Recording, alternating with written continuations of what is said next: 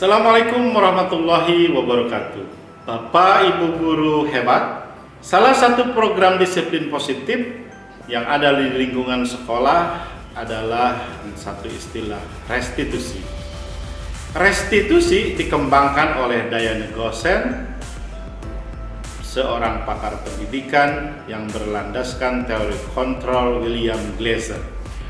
Segitiga restitusi adalah dialog yang dilakukan oleh guru kepada muridnya dalam rangka penegakan disiplin positif untuk menghasilkan murid yang mandiri dan bertanggung jawab. Dalam konteks ini, penanganan disiplin positif, guru adalah sebagai manajer. Aspek yang dikembangkan terhadap murid adalah motivasi intrinsik, yaitu motivasi yang berasal dari dalam murid itu sendiri. Dengan melakukan segitiga restitusi, maka karakter yang tumbuh pada murid adalah karakter yang baik dan positif. Bapak Ibu guru hebat, proses dialog segitiga restitusi itu adalah pertama, menstabilkan identitas. Yang kedua, validasi tindakan kesalahan, dan yang ketiga, menanyakan keyakinan. Bapak Ibu guru hebat, kali ini saya akan menayangkan dua kasus pelanggaran yang dilakukan oleh murid dengan penanganan segitiga restitusi.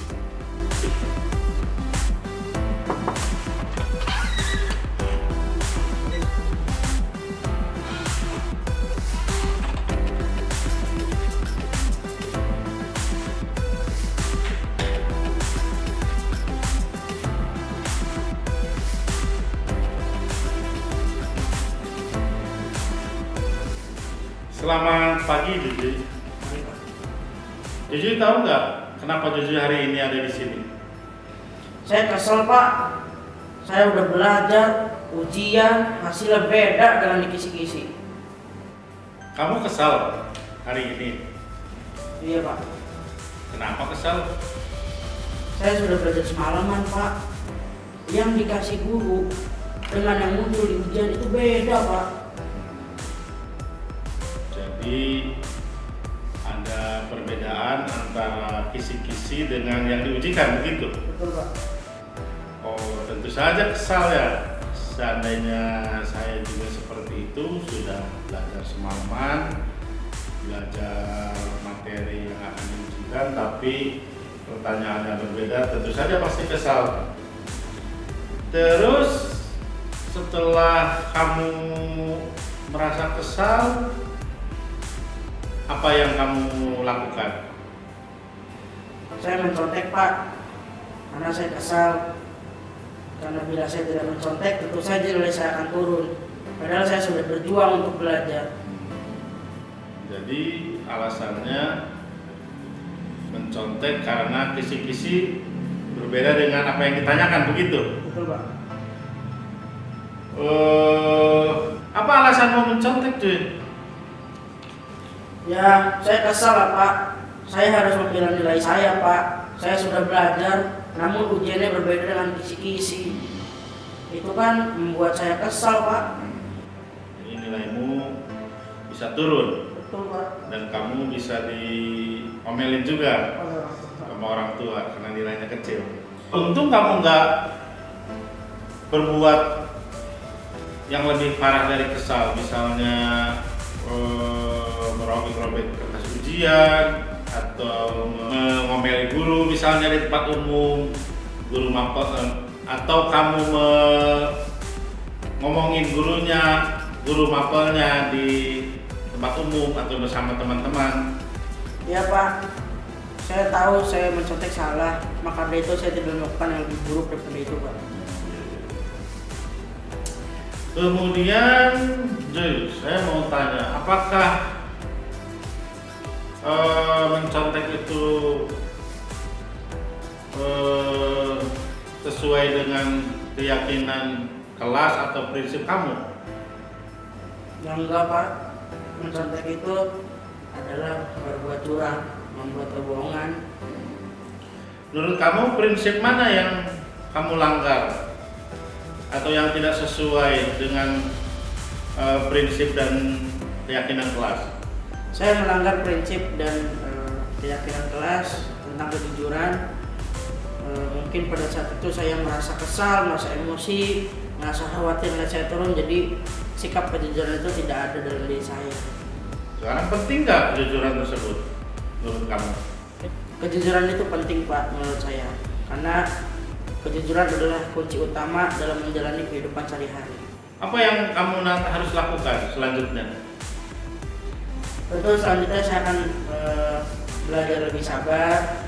Tentu saya akan menghadapi semuanya dengan kejujuran dan tidak melakukan kecurangan di kemudian hari. Mudah-mudahan sikap jujur ini menjadi modal untuk kamu hidup di masyarakat dan di mana saja. Terima kasih Pak. Ya, terima kasih.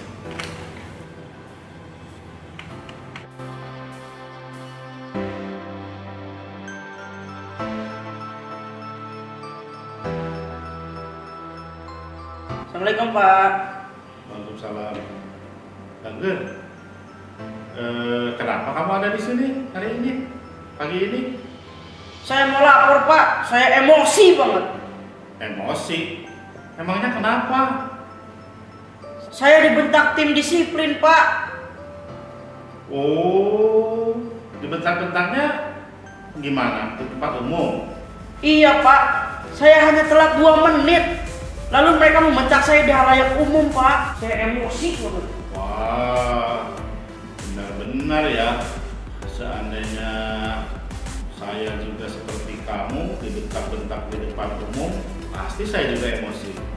Lah, emang kenapa sih ceritanya? Bagaimana bisa dibentak-bentak seperti itu? Saya datang terlambat hanya 2 menit Pak. Dan ini kesalahan pertama saya. Saya tuh punya alasan mengapa saya terlambat. Ban motor saya bocor dan saya harus segera ke tambal ban. Tapi mereka ini nggak mau mendengarkan alasan saya Pak. Mereka langsung membentak, kamu terlambat. Saya tidak mau dengar alasan. Yang penting kamu terlambat. Depan halayak umum Pak. Gimana saya nggak emosi? Iya betul. Saya juga kalau kayak gitu pasti emosi ya. Untung kamu tidak melakukan hal-hal yang lebih dari itu, misalnya berduel dengan mereka atau terjadi perkelahian atau yang lebih dari parah dari itu. Iya Pak, waktu itu saya mencoba lebih sabar. Sekarang saya mau tanya, kira-kira keterlambatan kamu itu sesuai dengan keyakinan kelas atau prinsip kamu nggak? Tidak Pak, saya melanggar keyakinan kelas tidak tepat waktuan. Walaupun hanya 1-2 menit ya, tetap kategori melanggar. Oke. Menurut kamu tindakan terlambat ini sesuai dengan prinsip atau aturan mana ya yang kamu langgar? Ya Pak, selain melanggar kedisiplinan waktu, saya juga melanggar keyakinan bahwa saya tidak menghargai orang lain, yang dimana waktu kemarin itu saya langsung membludak emosinya dan saya membentak tim disiplin Pak. Menurut kamu penting gak sih menahan emosi ketika ada orang lain yang membentak-bentak kamu? Tentu sangat penting Pak. Manajemen waktu, ketepatan, kedisiplinan, serta keyakinan menghargai orang lain adalah kunci dalam kita bersosialisasi dalam sehari-hari Pak. Namun mungkin kemarin saya tersulut emosi yang begitu cepat sehingga tidak ada sifat dan sikap itu dalam diri saya. Jadi untuk kedepannya kamu jika terlambat akan bagaimana? Ya, saya akan mencoba memperbaiki aktivitas pagi saya seperti memasang alarm dan lain-lainnya sehingga di kemudian hari saya menjadi lebih baik. Mudah-mudahan apa yang telah kamu kerjakan, apa yang telah kamu lakukan menjadi pelajaran untuk di kemudian hari. Ya, terima kasih Pak. Assalamualaikum.